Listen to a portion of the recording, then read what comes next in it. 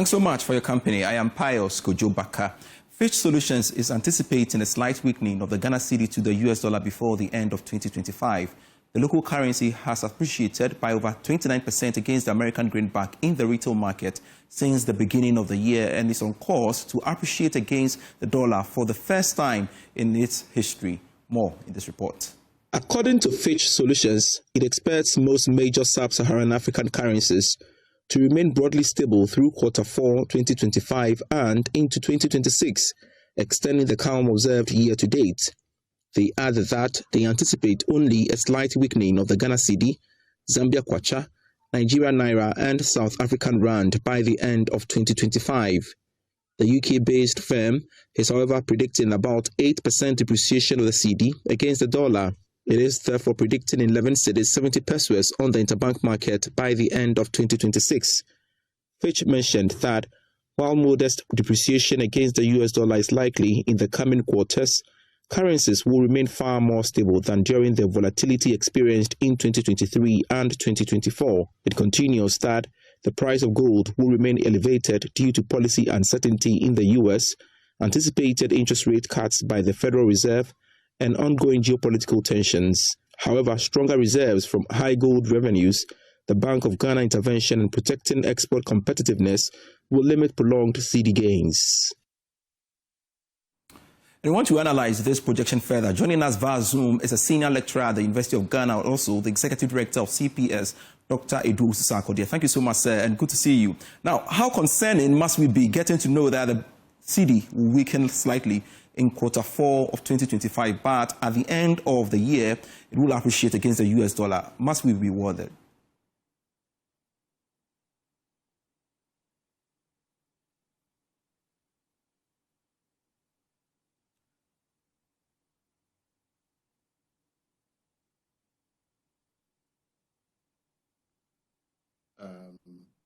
I don't think we must be worried so much. I don't know if that's your question. That is it. Because our Cedi has performed very well this year on the back of the DDEP, external debt exchange, IMF, remittances, gold prices, cocoa prices. So, and there's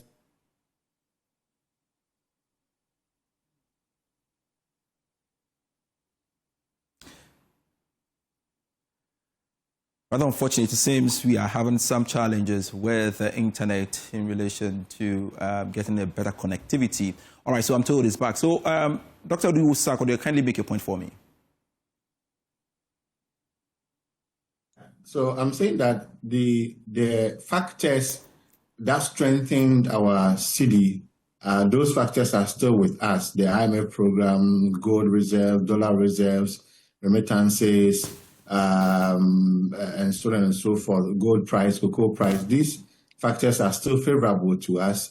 Our fiscal and monetary discipline are also favorable to us. So we haven't also seen any negative external development so far, to the extent that it will impact us negatively. The international crude oil price has also been favorable. So, and the BOG stands in a better position to intervene. I mean, they have built enough reserves. Last time, the governor mentioned about $12 billion reserves, and then our gold reserves is currently around 38 tons.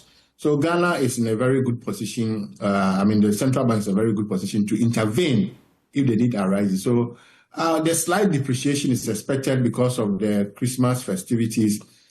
People want to go and buy and then, celebrate the Christmas. Of course, we have to enjoy ourselves. But maybe, the target, the stability target from ECOWAS sub-region has always been plus or minus 10. So 10% appreciation, 10% depreciation is okay, is acceptable. So if you are doing negative now, but even cumulatively, if we may do negative 9%, in other words, 9% depreciation, but only in Q4.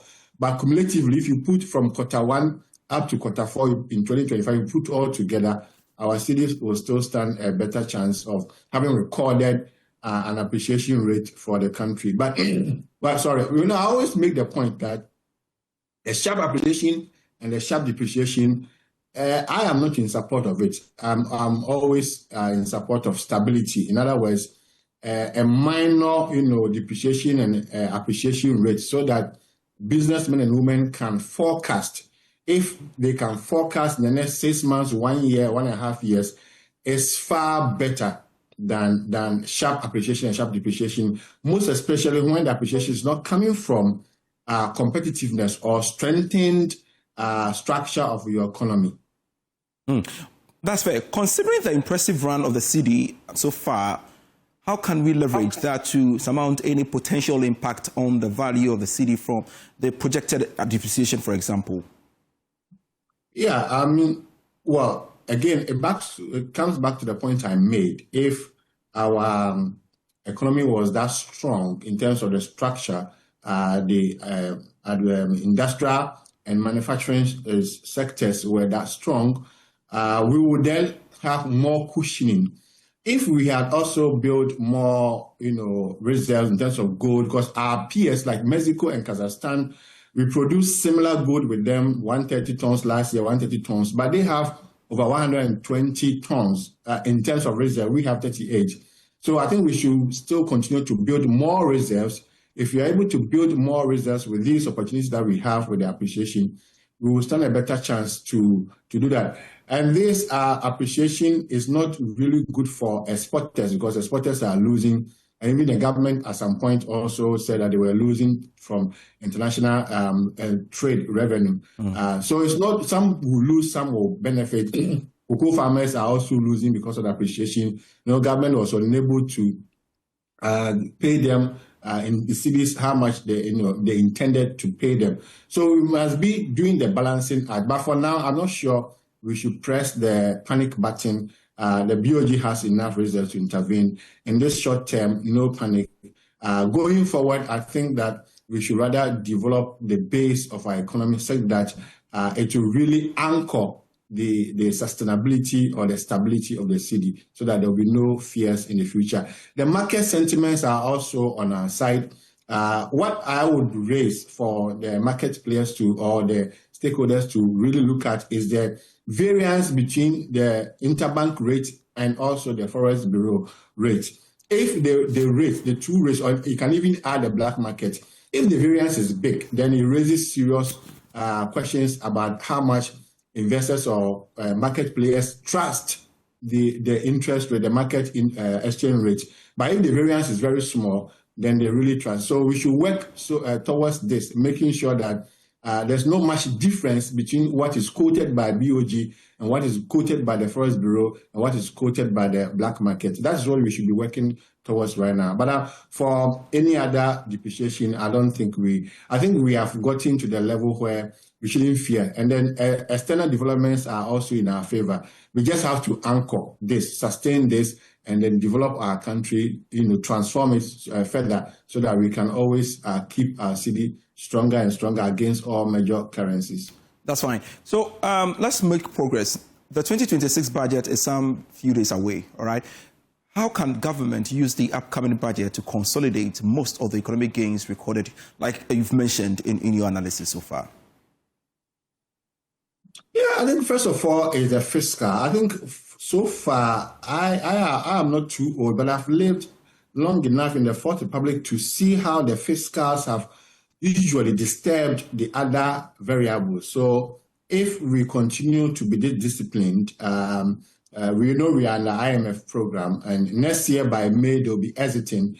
And so if they exit the remaining years in 2026, what are we going to do to ourselves as a country?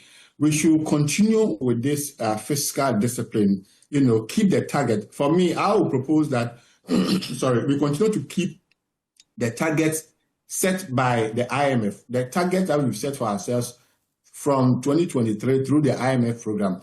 Even if the program ends, we should not change the target. We should continue with the fiscal target, the primary balance target, the fiscal deficit target, the GDP growth rate target, monetary growth target, all the targets that are set by IMF within the IMF program, ECF program. We must continue with this as a country. And we have the capacity. We have the capacity to continue with this. So fiscal discipline, monetary policy, I like the coordination or the harmony between the fiscal policy and the monetary policy. In other words, I like how the Minister of Finance and the Central Bank Governor, they are working together. I think this thing is also helping us. And then we should focus on agriculture. If nothing at all, we shouldn't be suffering from hunger. We should have enough food. We should be food self-sufficient. So we should focus on agriculture. And because, when you are talking about inflation, we have food inflation and non-food inflation. Probably the non-food inflation like energy bills, utility bills, you may not have too much control over them. But as for food, we have enough arable land. We should be able to be sufficient. Right. We should be able to produce to feed ourselves and keep food inflation very low. And also provide support for the poor and the vulnerable amongst us through the social intervention programs. With this, I think we can sustain what we have gained so far. Thank you so much, Senior Finance Lecturer at the University of Ghana, speaking to us, Dr. Edu Osisakodi. I truly appreciate the time. Now, talking about the 2026 budget, the KPMG budget survey respondents, which of course gauges the expectations for the 2026 national budget, have revealed a strong call for policy continuity, targeted fiscal reliefs, and an enabling environment to sustain economic recovery and foster inclusive growth. The most prominent call from respondents is for expanded access to low-cost finance through grants, soft loans, and credit guarantee schemes. More in this report. In the 2026 budget priorities question, 58 respondents called for grant, affordable loans, and working capital support to help firms expand production and sustain operations. Similarly, a significant number of respondents highlighted access to low-interest credit as the most critical enabler of the government 24-hour economy program. Over 85% of respondents said that a grant or matching fund scheme for SMEs will significantly or moderately improve their ability to invest in equipment and technology. Findings from the 2025 Budget Perception Survey suggest that Ghana's macroeconomic stabilization drive has been broadly successful and has been recognized as such by the private sector. However, the business climate remains fragile and business are yet to realize the full impact of government flagship initiatives. The KPMG 2026 pre-budget survey was undertaken to capture the perspective of businesses across key sectors of the Ghanaian economy on the impact of current fiscal and economic policy. The objective is to provide evidence-based insight to inform government policy direction for the 2026 national budget and subsequent budget cycles. In the 2026 budget priorities question. Meanwhile, partner and head of advisory at KPMG, Kwame Sapon-Banier, is urging government to use the 2026 budget to consolidate most of the economic gains recorded. According to him, the country must move from stability to transformation with the support of initiatives like the Big Push agenda. Well, it's very clear. I mean, the fundamentals are clear that we are on the right trajectory, right? And again, fiscal consolidation has been something that we've heard government speak about.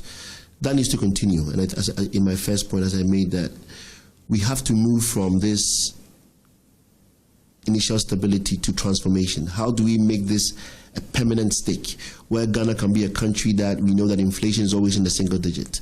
How can Ghana be a country that we know that the interest rate is at the rate that businesses can really take funds, invest, make money, and thrive? So for us, value for money becomes one thing. I mean, whatever amount of Cedi spent, we must know that is giving us value. We need to also prioritize our investment processes because, for instance, the big push, as I said earlier, is creating a foundation for industrial revolution and development. We need to focus on that. Initially, it's going to cost us, but in the medium to long term, we will reap the benefits of it. So I think that level of focus is extremely important as a country. Consistency is always the key to transformation. You're still watching Business Live. We have more for you after this break. Welcome back to Business Live. The Securities and Exchange Commission has vowed to clamp down on unlicensed investment entities defrauding the public with unrealistic investment products. As the Commission tightens enforcement, enhances education and improves the regulatory framework to ensure a more sanitized investment climate, Director General James Kluche-Aveji has revealed that the newly amended Securities Industry Act is currently undergoing stakeholder review and is expected to be passed into law by the end of 2026. He spoke at the time with SCC program. we continue to strengthen our market surveillance and enforcement system to detect irregularities early and hold offenders accountable. In doing so, we are also working closely with the law enforcement agencies, including the police, IOCO, the Judiciary, and Attorney General Department, to ensure that individuals and entities that defraud investors face the full consequences of the law. More importantly, the SEC is strengthening its oversight and regulatory powers to ensure fair market practices and investor protection.